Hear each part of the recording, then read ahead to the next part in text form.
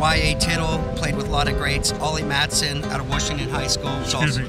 Y.A. Tittle, he was my roommate. He was my first roommate with the 49ers. I'll never forget it, yeah. He was my first roommate. They put me with the star of the 49ers when I was just a rookie. And I didn't realize at the time that no one wanted a room with him because he was an asthmatic. Oh! And he would wheeze all night and keep the guys awake. And they finally, they would put all the rookies in there, and I was the first one to have that experience. So you was kind of like Bob Uecker, where you're like, hey, I'm in the big time and I'm in the front row. And then it was like, oh, now I know why I'm with Y.A. Tittle. Oh my God, I need earplugs. A lot of stories. Which I did. And can you elaborate on some of the fun times that you guys had back in San Francisco, the early Niner glory days? I know you got a lot of stories, but can you pick one that shines in your mind the most? Well, it's hard, when you think back like that. There's so many good stories that I could tell. I can remember when we were playing against the Los Angeles Rams in San Francisco, and we were down in those days, we didn't have face masks, and the goalposts were on the end zone itself, not on the end, the touchdown line.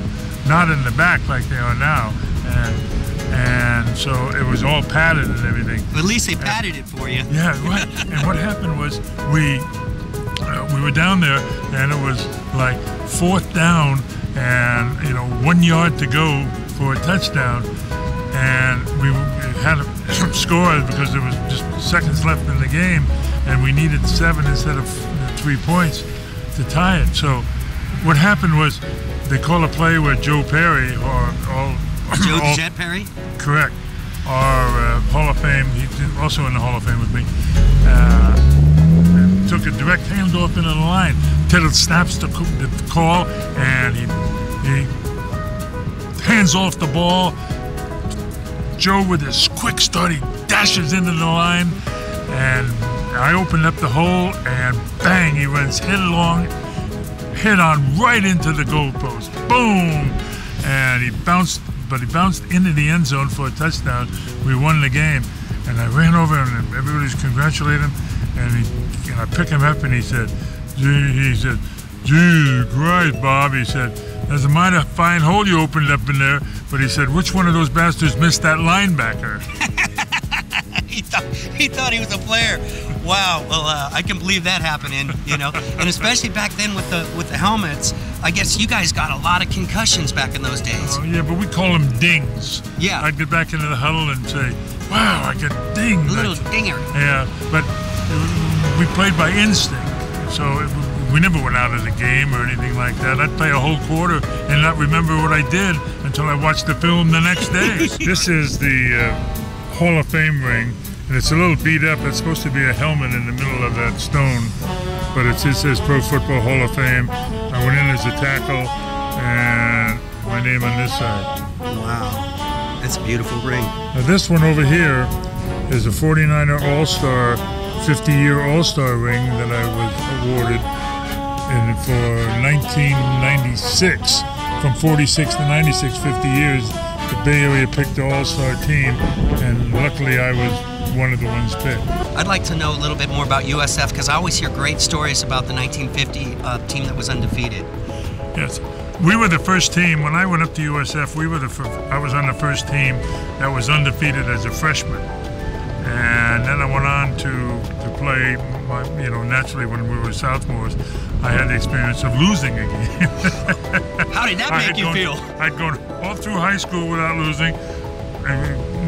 Freshman in college without losing, and all of a sudden, bingo, we lost this game. I couldn't, I said, what the hell happened? How could we lose a game? Anyway, I had a great career at the University of San Francisco, and in 1951, when I was a junior, we had an undefeated football team, and what happened was we all thought that we were going to get a bowl bid. I remember that. To get some national recognition from this little school in San Francisco up on the hill, and we didn't get it. Well, we got the invitation, but it said that we couldn't bring the 2 black players with us, and naturally we were just stunned about that. We didn't understand what the hell does that mean, And these are brothers. These are, you know, teammates of ours. We didn't care what color or religion, whatever.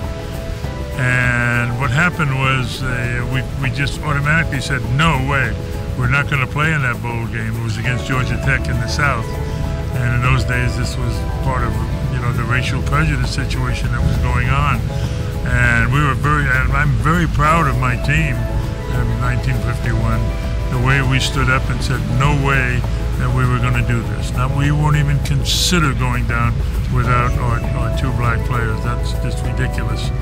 And they're in the process of making a movie out of that. In fact, I told them that I could dye my hair and play my part. There you go. The only problem is I could get it down in my stance, probably couldn't get up again.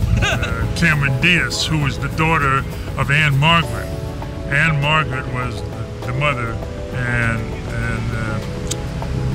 Cameron Diaz was the daughter who took over the team. The father had died. That's right, Cameron Diaz. Okay.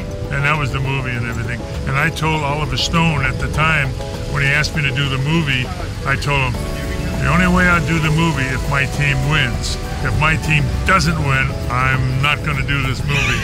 and so he changed the script at the end that the Minnesota Americans won the game. Bob is one of the few people, actually one of the first people that actually went from football into Hollywood, and we know a lot of actors that have done the same thing since then. And it was a pleasure talking to you, Bob. Well, thank you. It's good to see you again. Good. And we're looking forward to barbecuing in the future and having some oysters together with lava love sauce. With a good chili sauce. And a good chili sauce too. We're gonna do it. We love being out here, San Francisco Bay Area, and we're with one of the greatest, Bob St. Clair. Thank you. Thank you. Thanks, Bob. All right. It was a pleasure. My pleasure. All right.